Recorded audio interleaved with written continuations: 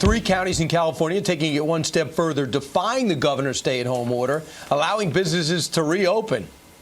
Joining us now from the Golden State is the author of the new book, Don't Burn This Book, Thinking for Yourself in an Age of Unreason, David Rubin. Hey, David. Hey, good morning, everybody. Good morning. We're going to talk about the book coming up, but first we wanted to get your reaction about these 3 counties in California. Gavin Newsom has said stay at home, and these counties are saying, look, we don't even have, there's one of those counties that doesn't even have a case. Not one COVID case. So they're saying, why do we have to follow these rules? California's huge. It's not a one-size-fits-all thing. What do you say? Yeah, well, as you guys know, I'm in California right now. It's super early. It's still dark, so I was able to walk my dog this morning without having a neighbor snitch on me. That's one thing that apparently our mayor, Eric Garcetti, wants. But in terms of the whole state and what Gavin Newsom is doing, you know, if you take the beaches away from Californians, it was about 85 and sunny this weekend the entire time, not a cloud in the sky. It's like, why are we paying these crazy taxes? You know, we have a state that the infrastructure is failing, our education system is terrible, and it's like without the beaches, without the ability to be outside, and you know, I'll give Trump credit where it's due. It's like, yeah, of course, open up the beaches, make sure people are social distancing, but the idea that you can't walk out there with a towel, sit with your family, stay far away from somebody else, wear a mask if need be, et cetera, et cetera. It's like, just because they have the power to do something doesn't mean they automatically should, and they don't really explain why they're doing it. So you may have seen the video of the deputy mayor of Los Angeles in a helicopter, and he's showing a completely empty beach, and the way he tweeted it implied that he was sort of proud of it. And it's like, that's really a recipe for a disaster in a state like this. And I know a lot of Californians that are thinking of looking at Texas and Florida and Washington and some of these other states. Well, you know what, Dave? While the beaches are locked down in California, they're closed there. Yesterday, we ran some video earlier of this great big Trump boat parade that went from Jupiter Inlet down to Mar-a-Lago, where I think there were 600 or 700 boats. Everybody was flying Trump flags. Everybody was social distancing. But it's a tale of 2 different states. What does California know that Florida doesn't know? Well, I don't think California knows anything that Florida doesn't know. Florida may know something that California doesn't know. I think when you have big government progressives in charge of the city here in Los Angeles and then the state itself, it's like they like the opportunity to use state power. And all of us have been trapped in our houses for 2 months. We haven't rioted. We've done things right. We've gotten through this unemployment. We've tried to help each other. I now know more of my neighbors from the last 2 months than I have in the previous 2 years. We're going out of our way to do good at the individual level. But I think some of these people come in and then they think that it's their job to just tell us all absolutely how to live. And it's not to say that we should just open up just like that and there's a one-size-fits-all policy to do it. Obviously, it's different in every state. New York has a particular situation that, say, Montana doesn't have. Now, California may have a unique situation.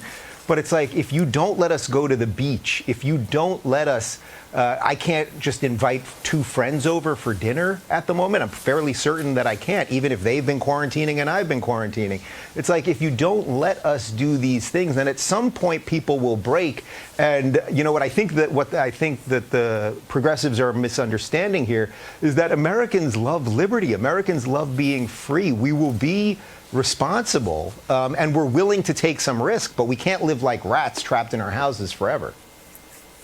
Absolutely. I just saw that in Illinois. They say you could take your boat out only with 2 people. Really? If you have a family of 4 and you've been holed up with that family of 4, you got to tell 2 of the little kids to stay home because obviously they're a threat.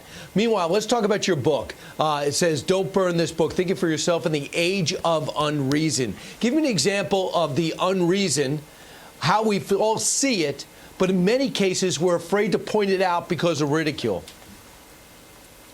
Yeah, well, that's exactly the thesis of the book, that there are way too many, I would say almost the largest growing political movement in the United States right now is good, decent people who are just afraid to say what they think. They are afraid of the mob. They are afraid of outrage culture, of cancel culture. And I'm not talking about people with truly nefarious political beliefs. I'm talking about people who maybe just want lower taxes, and then they're afraid that they're going to be called racist. I mean, really sort of crazy stuff that we've seen this Twitter mob and the online mob go after people's jobs. It goes after virtually every Fox host for saying things. And there's a reason that they do this, because they're just trying to instill fear in people. And I'm someone that's been through many versions of this myself.